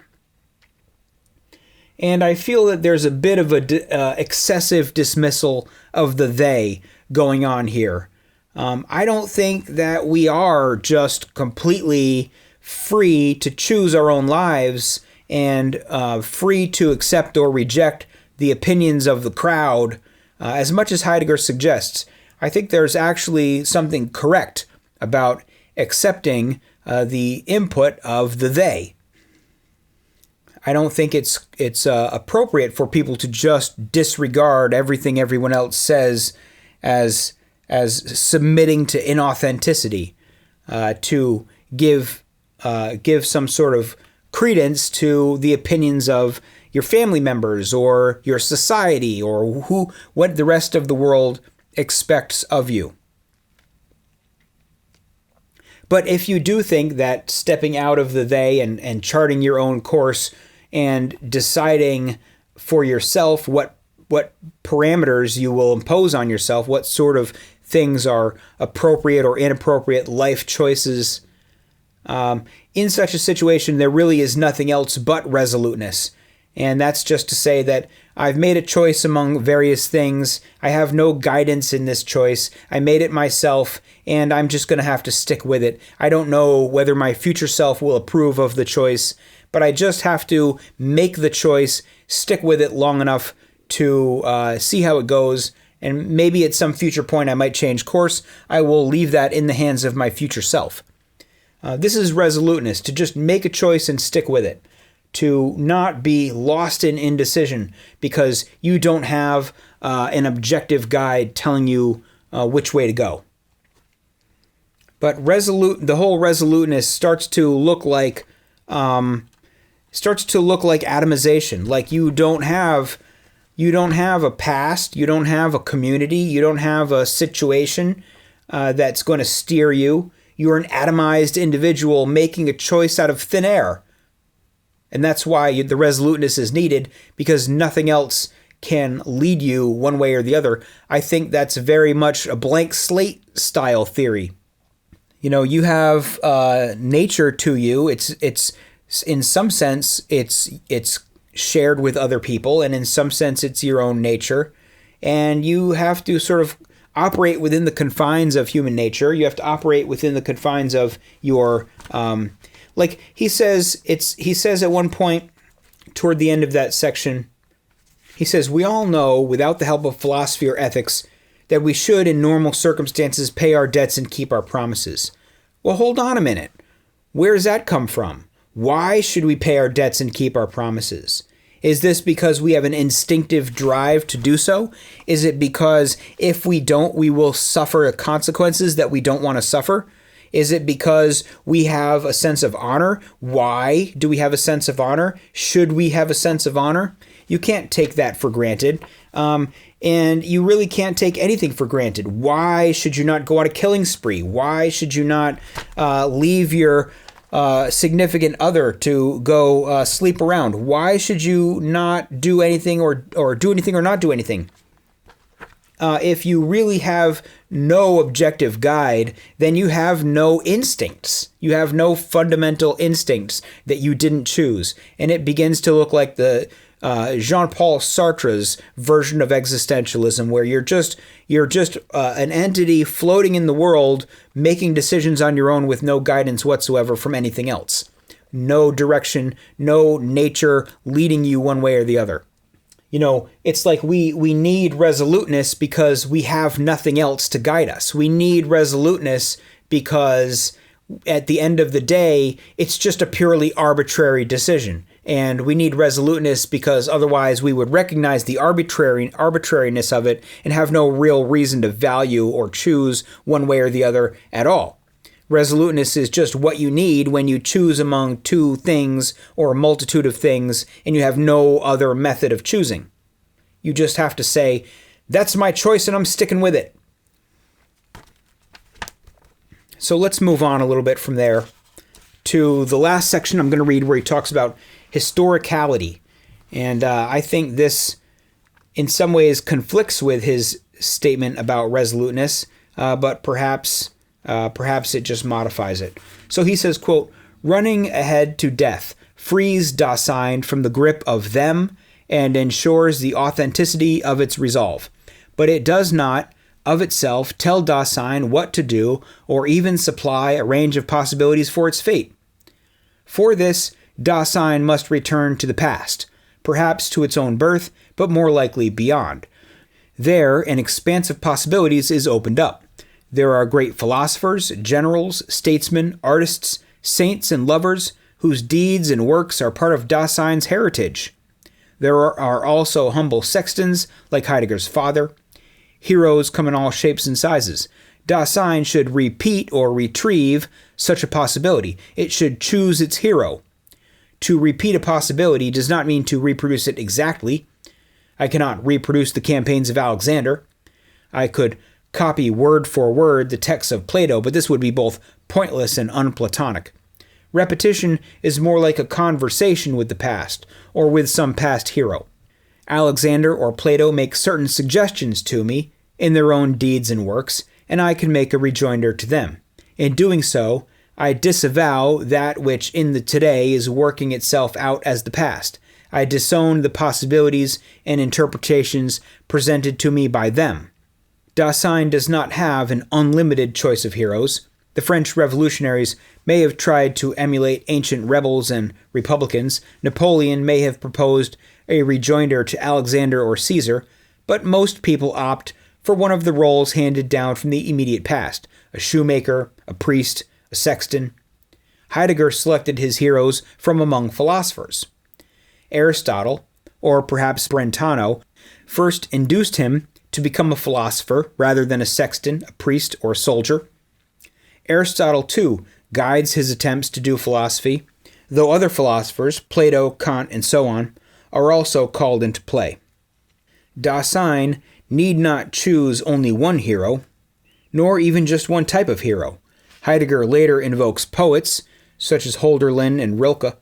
He repeats them, but this means that he interprets them, armed with his own forehaving, foresight, and foreconception, argues with them, replies to them, confronting them with the problems and solutions current in his own day, but abandoning or reworking these problems as solutions in view of his engagement with the past. This is Heidegger's fate. How does it play its part in a destiny?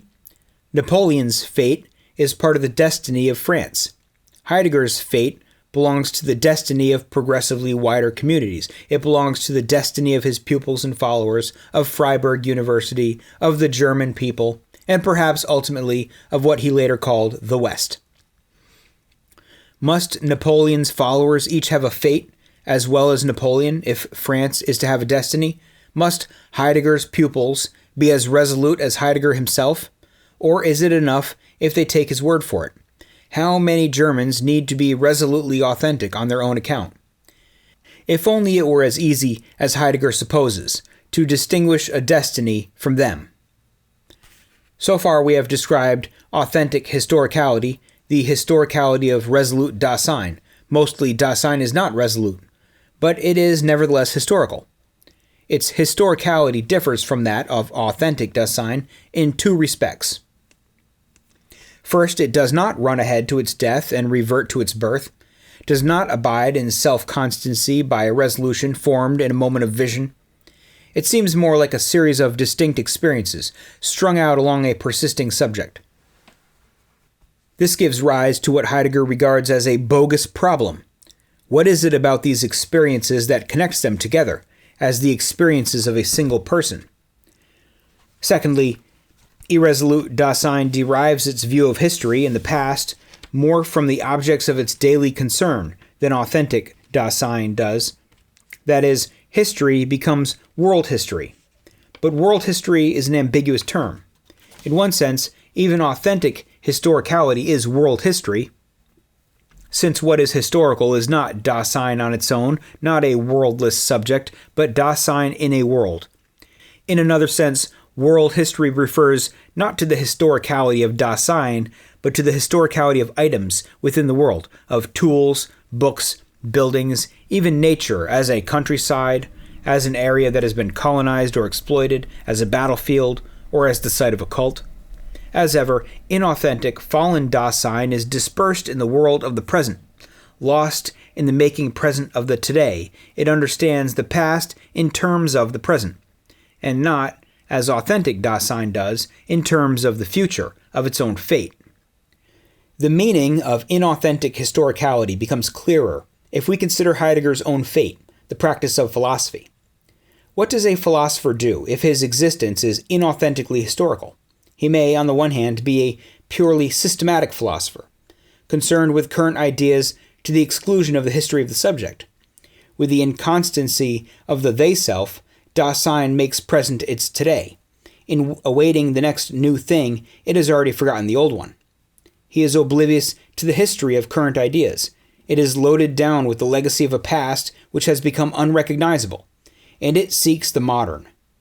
On the other hand, an inauthentically historical philosopher may be interested in the history of philosophy, in the texts of past philosophers. An interest in history is no guarantee of authentic historicality. End quote. Okay, so we see that's a much shorter section, and actually, as I said in my previous episode when I reviewed Being in Time, I don't think Heidegger talks about this nearly as much as I would have liked him to. Even in his later works, I don't think he talks about this as much as I would like him to when he talks about fate and destiny, fate being the fate of a person, a person's vision, I guess, for how his or her life will play out up until their death. That's their fate. That's the path that they've chosen, the path that they're on.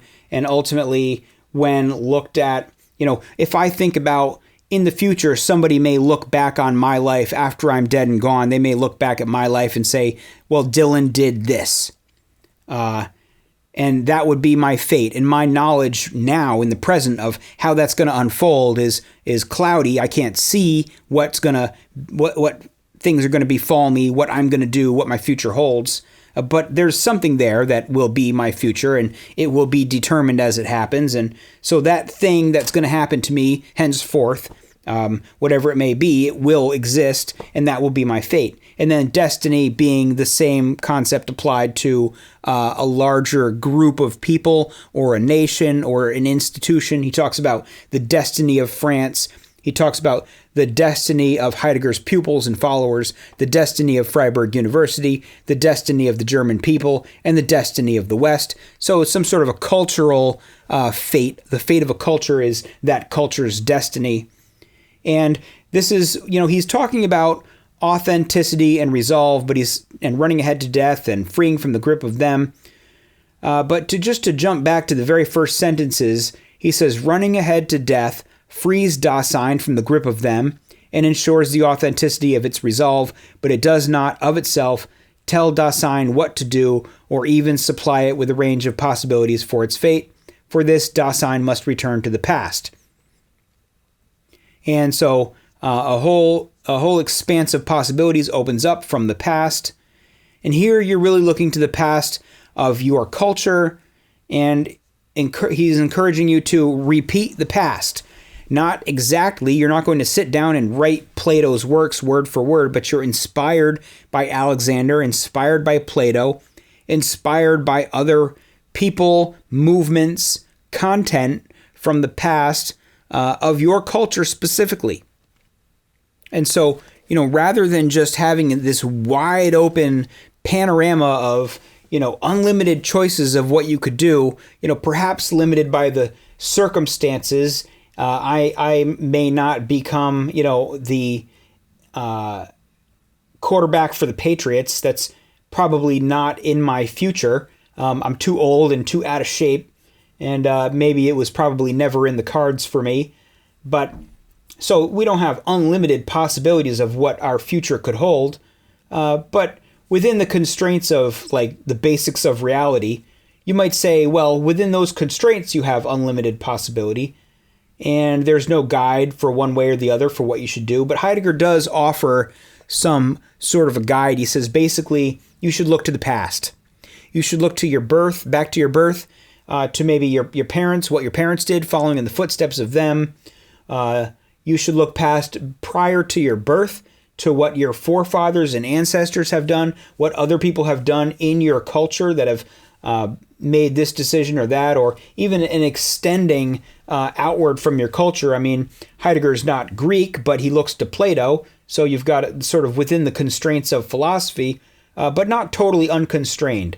There are constraints, whether it's the constraints of philosophy, the constraints of heritage.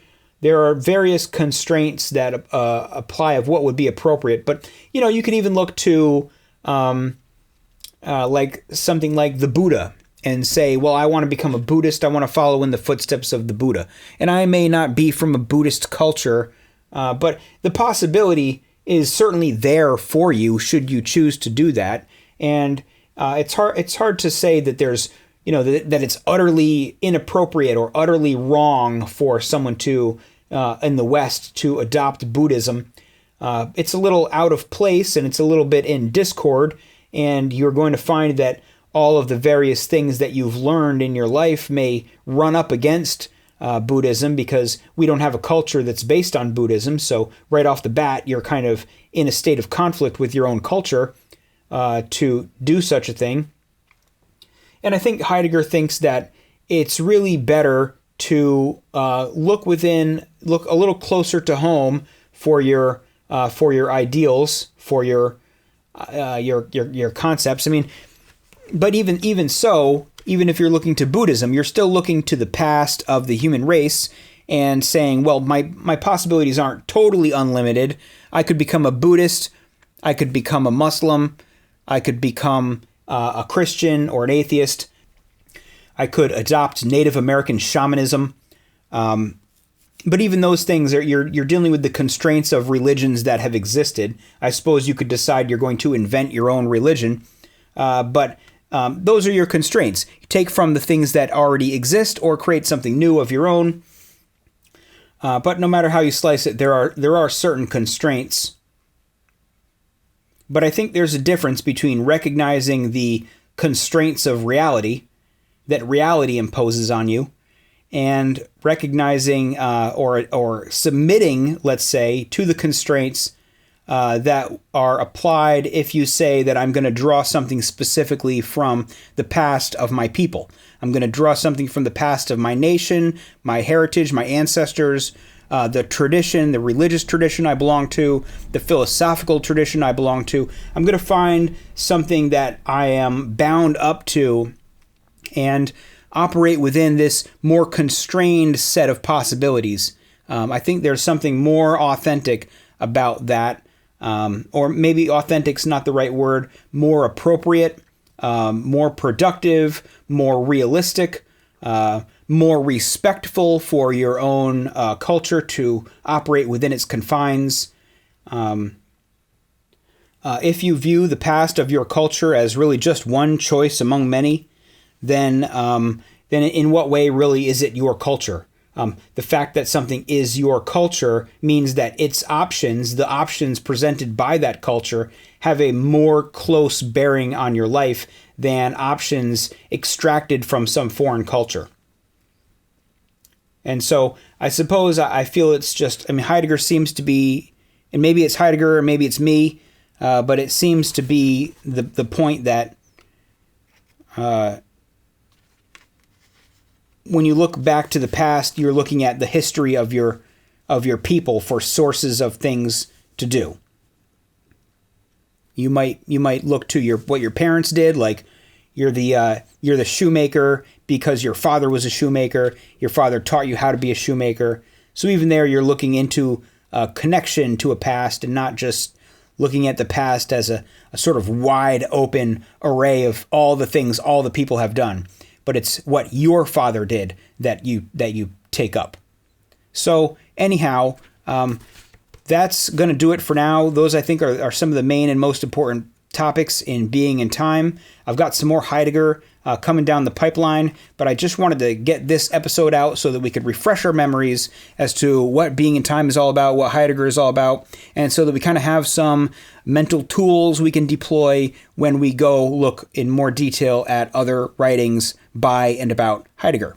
So thanks so much for listening. I'll talk to you again next time.